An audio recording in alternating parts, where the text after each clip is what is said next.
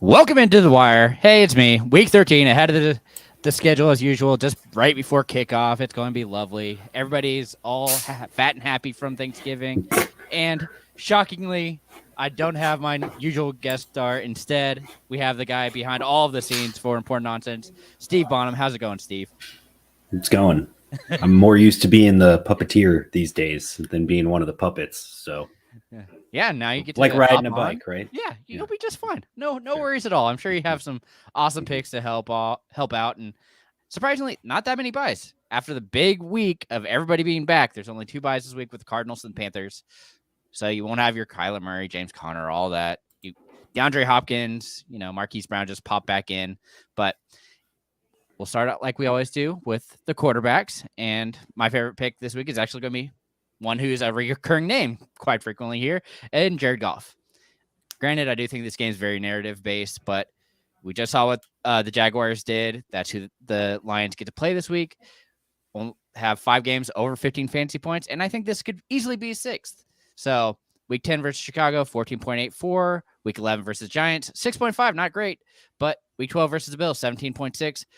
And like I said, I really think that this is going to be a game where they are going to be back and forth. Trevor Lawrence is going to be having to pass because he can. I mean, this is going to be a big game. They have the over-under, I believe, at 52 already. And so I'm super pumped for this to be a very high-scoring game and a very fun game. So what do you think, Steve? You got somebody you prefer more?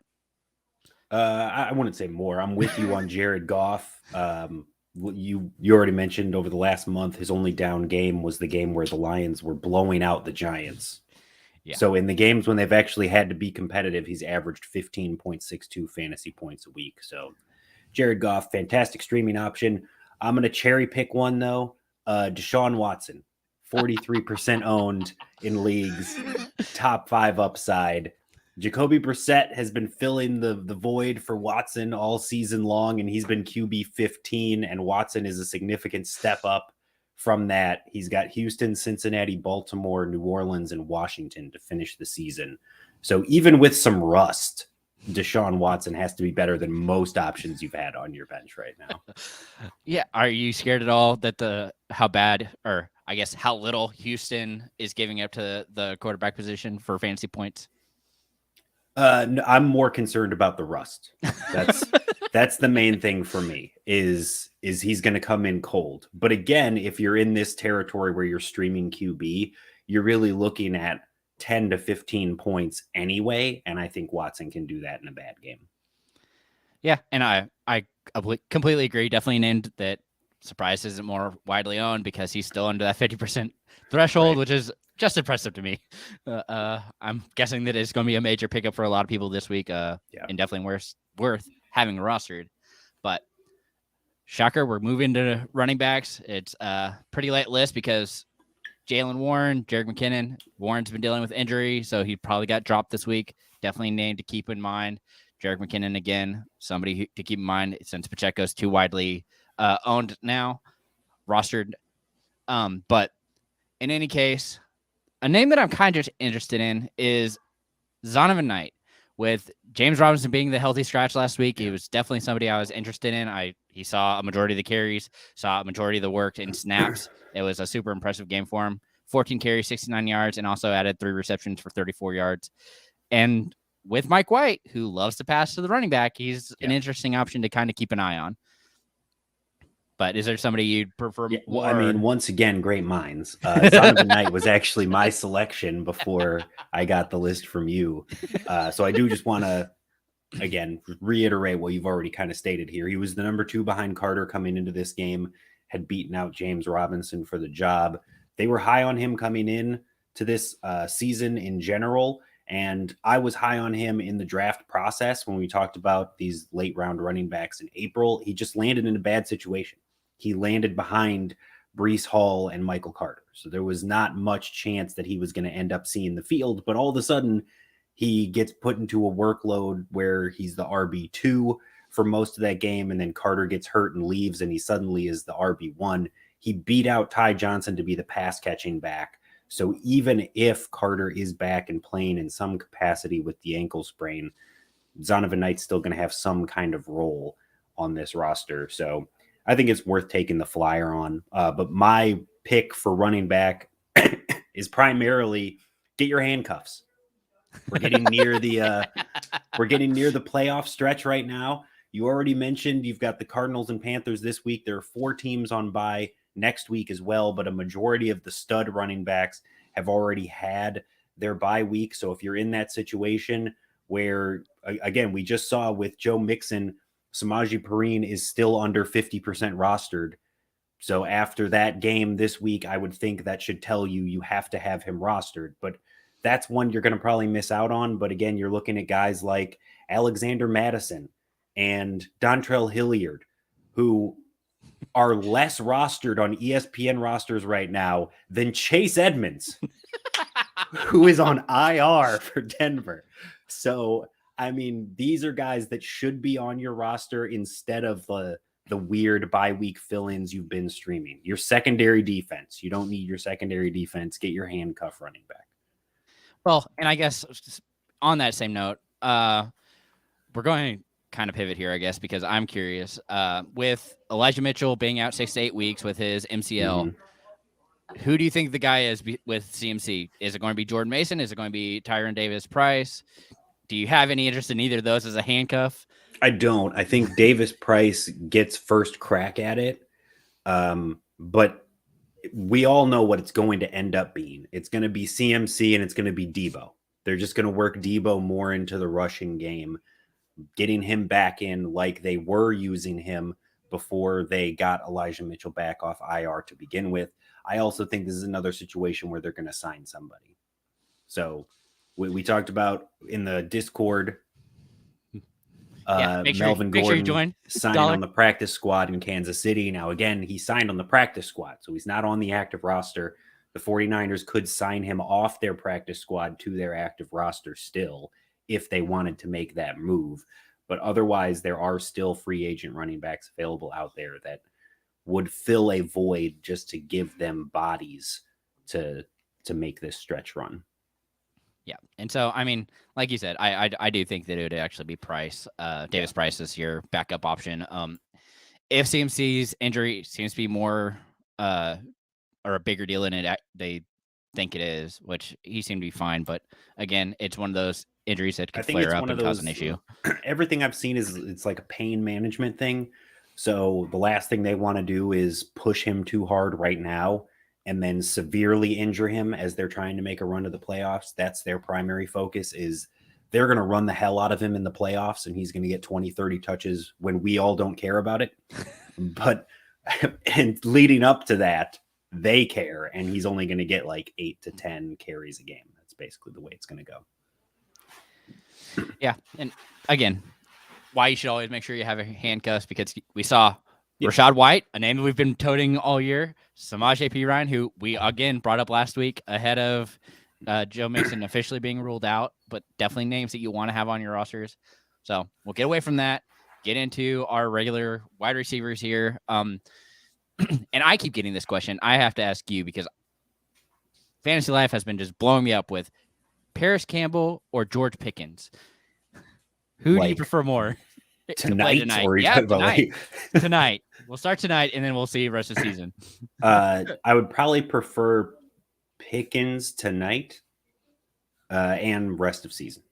Okay. Just the matchup, I think, is better slightly tonight for Pickens, but also just he has the not a great QB situation, but his QB is focused on him, if that makes sense. You know what I mean? Like they're throwing the ball a ton, they're chasing points a lot, and he's got the talent. Whereas Campbell has shown flashes of talent, but he could never stay on the field.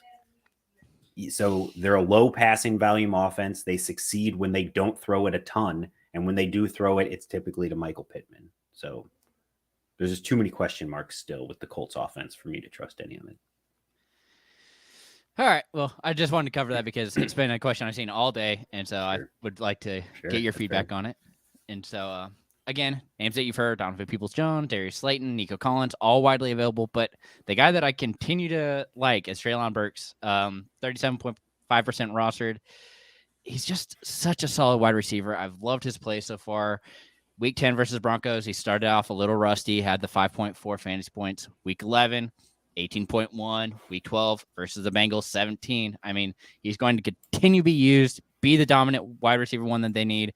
I mean, outside of clearly getting completely gypped on the fact that he didn't get the touchdown for a lot of leagues, that he recovered Zeke's fumble and scored on that. But that's a whole nother topic, but definitely a name that I like and somebody that I believe that everybody should have rostered in their leagues. So what do you think, Steve? You have somebody you prefer, or you on that same train? Again, I'm looking for Burks is a great one. He was also one of the guys on my list, but Jameson Williams, it's another name that we've mentioned a few times on the show here, but could return as early as this week. He's a long shot to come back this week, but looking at this week, next week, or the week after, and coming up, even if he doesn't come back against the Jags, you've got the Vikings, Jets, Panthers, Bears. You absolutely love that for the Lions. I think when he does come back, we've already seen at different points in this year, the Lions offense able to sustain St. Brown, Hawkinson, and Josh Reynolds. Josh Reynolds can't stay on the field. Hawkinson is gone. So St. Brown and Jameson Williams can both be viable wide receiver threes and be usable flex pieces at worst when they're both on the field together. And I think, if anything, it may help Amon-Ra St. Brown, because instead of being able to put everybody on him, all of a sudden you have to guard somebody else in this offense. So yeah, that's one I've had my name on, or my eye on, all season. So Jameson Williams, that's my guy. Yeah. And again, that's a name we continue to bring up because a lot of people are sleeping on him. I mean, to that same point, Kyron Williams is another one that we've brought up a lot and saw a decent amount of work last week for the running back position. But we'll sweep through that, get into tight ends because everybody loves it. If you haven't already, get your Abolish the Tight End t-shirt, shop.mornonsense.com. Promo code nerd. Get your 5% off with the nerd. Also, while you're there, it's you got the Christmas season going. So you've got your Christmas dinner in Denver. They let Russ cook, and it went exactly how you would expect it to go. So absolutely love it.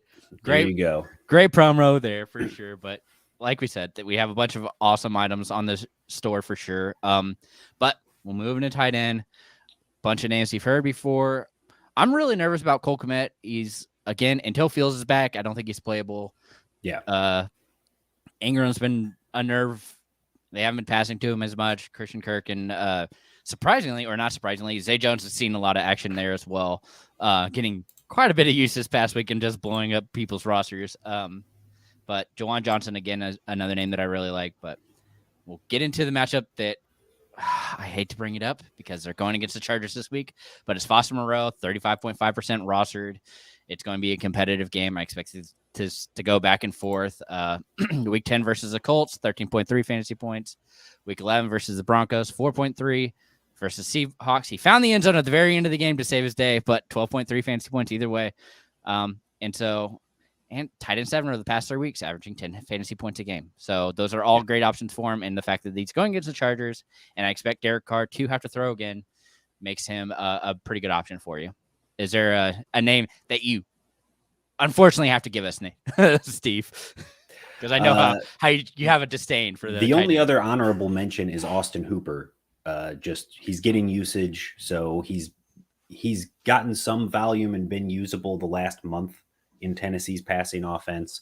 So something to know for streaming. But no, my guy was Foster Moreau. There's only one guy you want that's under 50% rostered right now, and it's Foster Moreau. He's taken a significant target share, 15.7% since week 7, with both Waller and Renfro on IR. He's one of only 5 tight ends since week 7 that has at least 30 targets and 200 air yards. The other tight ends are Kyle Pitts, Travis Kelce, Pat Freiermuth, and TJ Hawkinson. So Foster Moreau is getting used. He's getting the volume. He's basically in the Darren Waller role. He's just stepped right into it. He's not getting as many targets, but Waller wasn't getting that many because of Devontae Adams coming over anyway. So still getting a fair amount of target share and red zone usage. So yeah, Foster Moreau is a guy I absolutely would target. Yeah, definitely just a guy for sure. But he's no Darren Waller without the talent, and so he's definitely trying and continues to somehow find the end zone, which is saving his weeks. Tight end. That's all you're looking for. He's no Jason Witten from years past, but no. So, all right, we'll wrap up tight end. We'll move into defenses. Again, names that should be widely rostered: Seahawks, Ravens, Broncos, all Jets, if they're available, another name. But the more important one is one you can get right now if you have somebody you can drop into the Steelers. 30.8% rostered. They get the Falcon this week. It's just the fact that they are finally getting healthy. It looks like they're starting to work their system. That's what they want to do, is be the defensive team and run you out. And against the Saints, they put up 12 fantasy points. And then this past week against the Bengals, who surprisingly put up quite a bit of yards and did a very good job on them. They didn't get any fantasy points this past week, but we'll see how they do tonight against the Colts. I expect this to be quite the ugly game again because it's on Monday night. And so definitely an option for you guys that I really enjoyed this week. But do you have somebody you prefer more? Not that I prefer more. It's just when I'm looking at defense, generally I'm looking at 1 week at a time because so much can change week to week, and defense is so inconsistent anyway. So really, I'm just looking to stream. You already mentioned the Seahawks, who have been a top 10 defense most of the year this year anyway. But they've got the Rams this week, which is a fantastic matchup. So if you can get the Seahawks, great. Otherwise, the Browns against the Texans in the one time that you would want to own the Cleveland defense. And then the Packers against the Bears. Same thing. Packers have not been good this year in any way, shape, or form. However, going against the Bears when they will likely sit Justin Fields once again, because there's no reason to rush him out the week before the bye. If he plays at all this season, it'll be after the bye week. So, yeah, again, you're looking at Trevor Siemian and the Bears offense without Darnell Mooney. Yes. Yeah. Well, so, and Claypool was also banged up in that game too. So that's another They're good all one banged for sure. up. Yeah. They're all banged up. But those are actually some pretty good options. I'm excited to see. I'm very curious. I was nervous because I almost put the Browns on there, but golly, they're just such a rough defense this year that it's been tough. And they're not great, but again, you're talking about streaming. So for me, I'm looking at a 1 week fill-in, and Houston is just so bad that it's hard for me to not pick a defense against them.